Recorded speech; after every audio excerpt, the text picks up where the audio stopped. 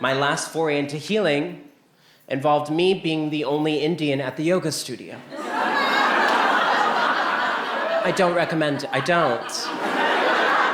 Here I was trying to focus on my internal journey, but the minute I pull up to the studio, they're like, oh yeah, the culture has arrived. Authenticity has entered the chat. Guruji is gonna show us how it's done.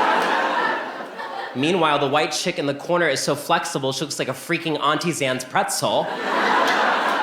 But I can't be culturally insensitive to myself these days, so I glare, which is code word for teach me. The instructor is looking fierce in Lululemon. She says something to me in Sanskrit. I have no idea what it means. But I'm like, Mom, like I felt that. She does this pose, I don't know what it's called, where you go like this or something. And then suddenly, like, everyone's turning around. Like, oh yeah, Lok's Indian, so they're gonna show us how to elaborate on the move.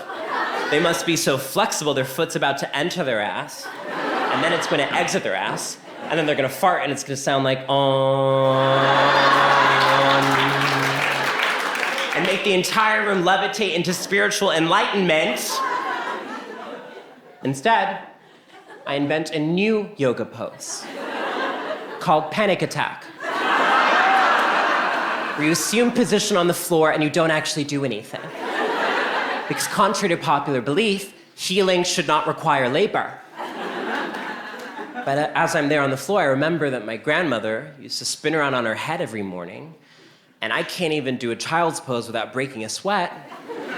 So I'm reactivated in my fundamental trauma that I'm never gonna be good enough for my family, and I'm breaking down on the floor of the yoga studio when I realize cancel culture is real. It's Indians quitting our memberships to yoga studios en masse. I don't want to do this anymore. It's too much work. I just want to heal and for it to be easy.